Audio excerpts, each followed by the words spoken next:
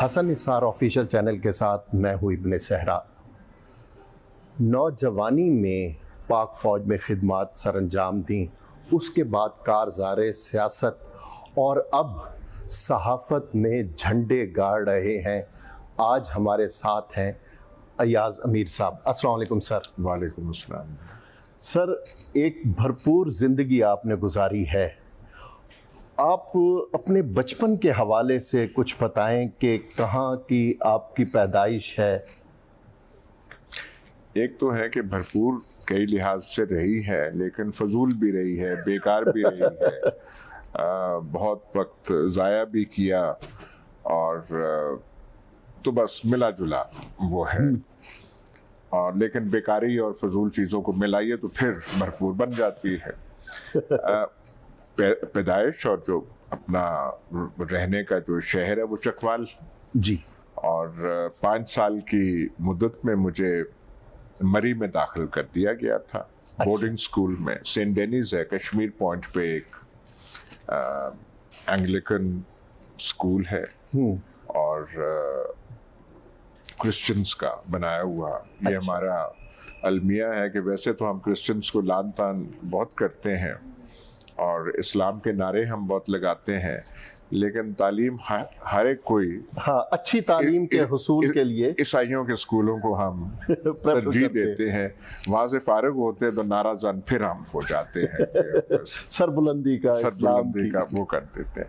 तो 3 साल वहाँ रहा, फिर वहाँ से मैं लॉरेंस कॉलेज आ गया। लॉरेंस कॉलेज मरी में है। तो तब वो सीने कैम्ब्रिज हुआ करते। सीने कैम्ब्रिज करके कुछ सेहत खराब हो गई, कुछ हालात ऐसे थे। कोई वालिद साहब थे जो बहुत ही सख्त तबीयत के मालिक थे। वालदा मेरी 5 साल की उम्र में जा चुकी थी और बहन भाई को मेरा था नहीं। अच्छा। तो बस वहाँ पे कुछ नहीं, तो एक लिहाज से भागने के लिए, उन हालात से भागने के लिए और कोई रास्ता नहीं था। वो सीने कैम्ब्रिज के सर्टिफिकेट से और तो आपको नौकरी नहीं मिलती थी, लेकिन आप फौज में जा सकते थे। अच्छा। तो मैंने फौज में वो चला गया। हालांकि ना मिजाजन ना तबन वहाँ पे वो था। तो 4-5 साल मैं वहाँ पे रहा। अच्छा। लेकिन बहुत ही मुश्किल से। और फौज का बुनियादी जो है, जो एक अंसर है, वो डिसिप्लिन है, नज़्म ज़ब्त है। वो नज़्म ज़ब्त हमें भाती नहीं थी, तो मुश्किल में ही हम रहते थे। और मेरी तमाम सालाना रिपोर्ट्स निहायत ही ख़राब होती थी। सिर्फ एक रिपोर्ट अच्छी है मेरी, 71 की जंग की। अच्छा। वो ठीक है। पर मैंने एक दफ़ा ये जिक्र किया जनरल हमीद गुल से, हमीद गुल साहब से जी। तो उन्होंने कहा जंग की रिपोर्ट ही मैटर करती है, बाकी फिर क्या खूबसूरत उन्होंने बात क्या है। वो जंग वाली ठीक थी तो ठीक है, बाकी फिर जैसे भी थी। तो ये बस हुआ। वालिद साहब सियासत में थे। 1970 में वो पीपल्स पार्टी के टिकट पे कौमी असम्बली में मुंतखब हुए थे। और भुट्टो साहब ने जब बरसरे इक़्तिदार आए तो एक सफारशी स्कीम निकाली थी फॉरेन सर्विस में कि जी फॉरेन सर्विस में आप BA आपकी हो तो आप आ सकते हैं। तो हम भी उस सफारशी स्कीम में भर्ती हो गए। तो वो इस तरीके से फौज से फॉरेन सर्विस में आ गए। अच्छा। सर, बचपन में शरारती थे या भोले भाले चुपीते? नहीं, चुपीता ज्यादा था। अच्छा। क्योंकि वो मेरे ख्याल जैसे मैंने पहले गुजारिश की, ना कोई भाई ना बहन ना फुफ्फी ना खाला ना वालदा पहले मुफारकत दे गई। तो ऐसा जो बच्चा हो, चाहे लड़की हो लड़का हो, वो या तो बिल्कुल गुमसुम हो जाता है या वो अपनी दुनिया में चला जाता है। सही, बिल्कुल। तो जो कॉलेजेस और स्कूल्स में वो जो एक तो होते हैं ना जो स्पोर्ट्स में अपना नाम पैदा करते हैं, या वो उनको जो होते हैं थोड़े से शरारती किस्म के और आगे आगे, और वो दोस्तों में फिरते हैं, दोस्तों का झमघटा। और कुछ होते हैं जो कोने में बैठ के बस वो किताब पढ़ते रहते हैं। सही। तो मैं वो लड़का था। अच्छा। तो बचपन से ही किताबें पढ़ने का, क्योंकि वो एक जरिया पनाह आप समझिए, एक जरिया हिफाजत समझिए। हाँ। आप अपने लिए वो करते हैं, तो मैंने वो किया कि अपने जो मैं गुम हुआ वो किताबों की दुनिया में गुम हुआ। तो कोई दोस्ती वगैरह बचपन की कोई? जिस तरीके से होनी, देखिए जब आप पब्लिक स्कूल में रहते हैं तो जान पहचान तो बहुत हो, ठीक है, आप फौज जैसे इदारे में हो तो जान पहचान होती है आप, ठीक है, फॉरेन सर्विस में फिर गए। लेकिन जिस तरीके से हसन निसार साहब अपनी दोस्तियों का जिक्र करते हैं जी, कि लालपुर में ये था और पंजाब यूनिवर्सिटी में फलाना, और उन पे पता नहीं उनके दोस्तों पे जो उन्होंने कॉलम लिखे हैं उन्हीं का आप मजमुआ बना लें तो वो पता नहीं मजमुआ बन जाता है सिर्फ दोस्तों का। बिल्कुल दोस्तों सही पे ही मेरे में वो हुनर सारी उम्र नहीं रहा। अच्छा, और मेरे दोस्त वही हुए जिन्होंने मुझे दोस्त बनाया। मुझ में वो जो होती है एक क्वालिटी कि आप फ्रेंडशिप या दोस्ती कल्टीवेट कर सके, सही, वो मुझ में सारी उम्र नहीं रही। अच्छा, तो सारी उम्र बस अपने साथ ही गुजारी आहा, और अपने ही महदूद फरसूदा ख्यालात में गुजारी। लेकिन क्योंकि मुख्तलिफ शोबों में काम करते रहे तो वो करते रहे, लेकिन अब भी जो पसंदीदा शुगल है, कई दफ़ा जब लाहौर आते हैं तो दिल यही करता है कि अकेले से यहाँ निकल जाएं और अंदरूने शहर चले जाएं, और कई दफ़ा ऐसे किया भी है सही, कि चलते चलते कहीं और कहीं किसी जगह टकसाली में या शाही मोहल्ले में किसी जगह बस बैठ जाए और बस वो करके तबीयत बस ऐसी रही है। वो जो यार बाशों वाली जिंदगी होती है हसन निसार साहब की है, जी जी बिल्कुल ऐसे नहीं रही। अच्छा, जवानी में कोई इश्क की पींग? जब आपकी दोस्ती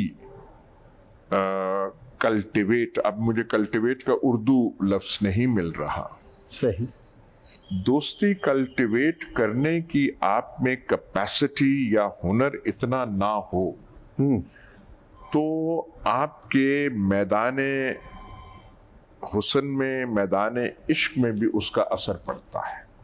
सही, क्योंकि जब आप दोस्तियां करते हैं या आपकी तरफ लोग राग़िब होते हैं तो वो इसीलिए होते हैं कि आप में कुछ कशिश होती है। सही, और अगर आप एक तरफ से लोग नहीं आ रहे तो शायद दूसरी तरफ से भी क्यों आएंगे वो फिर।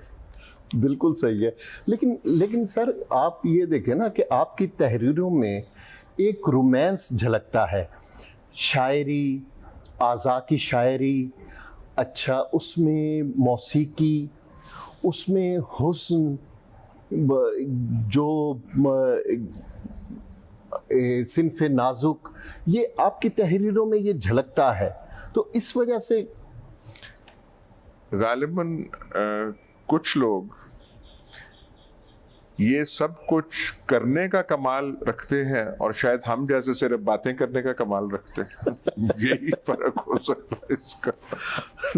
बिल्कुल सही है। जो जिनकी आपको हर जनरेशन में, हर शहर में, हर मुल्क में, हर माशरे में वो होते हैं जिनके बाल ऐसे होते हैं, जिन पे लोग फरेफ्ता होते हैं। अब वो जिन पे फरेफ्ता होते हैं और जिनकी दोस्तियां और यारियां मर्द व ख़वातीन से होती हैं और जिनके चर्चे होते हैं, वो फिर इतनी थेरियां नहीं देते क्योंकि उन्हें थेरियां देने का उनके पास वक्त नहीं होता। गालिबन जिनका वो नहीं होता वो थेरीज देने में ज्यादा अच्छे होते हैं। वो जो है बिल्कुल। हमारे जो इस पाकिस्तान में कई ऐसे सफ़रनामा निगार हैं जिन्होंने पूरी दुनिया के सफ़रनामे लिखे हैं, लेकिन वो अपने शहर से बाहर नहीं निकले। तो वो आपने जो बात की थीरीज की या प्रैक्टिकल की, तो अच्छा सर, जिस वक्त आपने फौज से इस तरफ आए, फॉरेन सर्विस, तो आपने शुक्र अदा किया कि एक डिसिप्लिन से मेरे। सर देखिए, जो ट्रेजेडी हुई कि तबीयत वो थी कि पढ़ाई लिखाई की थी। अच्छा। और उस जमाने में जो पाकिस्तान का और लाहौर जैसे शहरों का माहौल था, यहाँ पे कॉलेजेस, यूनिवर्सिटीज, कुतुब खाने, ये ज्यादा दौर से पहले की बात है जी। शोरश काश्मीरी तकरीर कर रहे हैं, कोई मूवमेंट शुरू हो रही है, कोई भुट्टो साहब का अरूज है, कोई पाकिस्तान का माहौल ही हाँ, कोई मौलाना मौदूदी, कोई ये वो सब कुछ था। अब मेरे जैसे लड़के को उन चीजों में शामिल होना चाहिए था। सही। वहां उसके बजाय फौज में चले गए। तो वो जो जवानी का वो जो हिस्सा क्रूशल होता है, सही, वो एक लिहाज से बिल्कुल कट गया।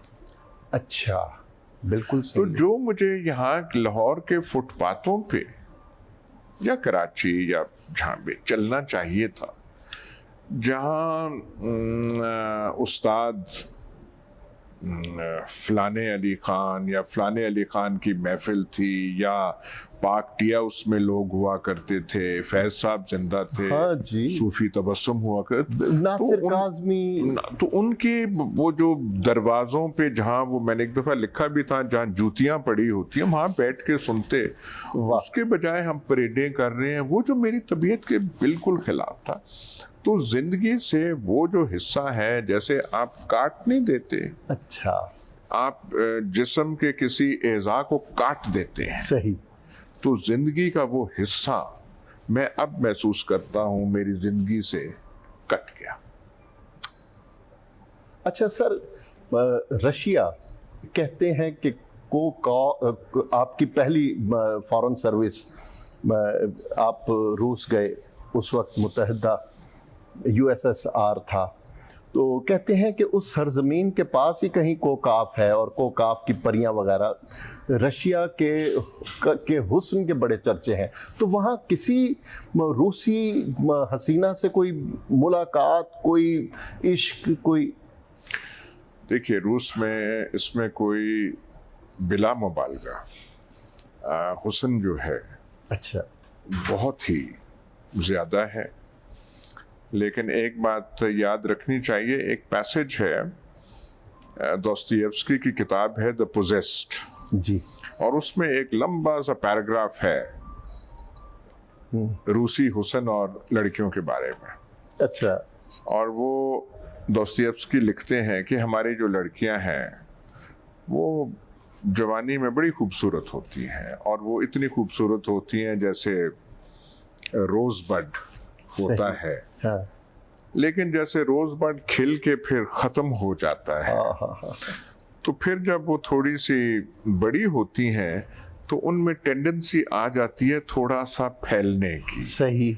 और जब वो थोड़ी फैल जाती हैं तो उनके जो खामंद होते हैं वो फिर इधर उधर देखने लग पड़ते हैं, और ये जो फिर थोड़ी फैल जाती हैं ये फिर विमेन्स मूवमेंट में शामिल हो जाती हैं, क्योंकि इनको तो वो वहाँ पे जवानी की खूबसूरती वहाँ मतलब कत्ल करने वाली है। अच्छा।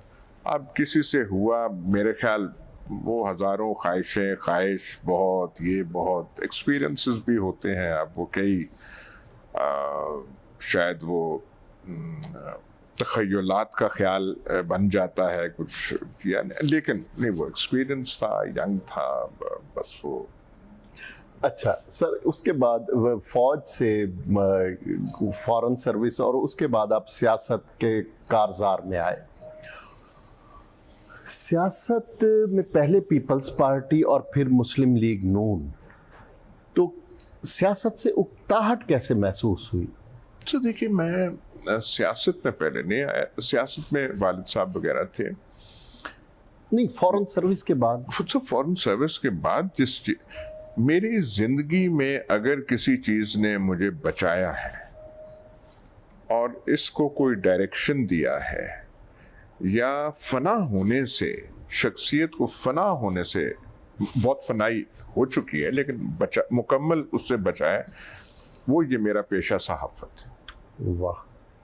ये अगर ना होता तो शायद मेरी जिंदगी वैसे ही नाकाम है, लेकिन फिर उस पे मोर सब्त हो जाती नाकामी की। अच्छा। अगर सहाफत ना होती, और वो भी इसलिए कि उसने मेरे जो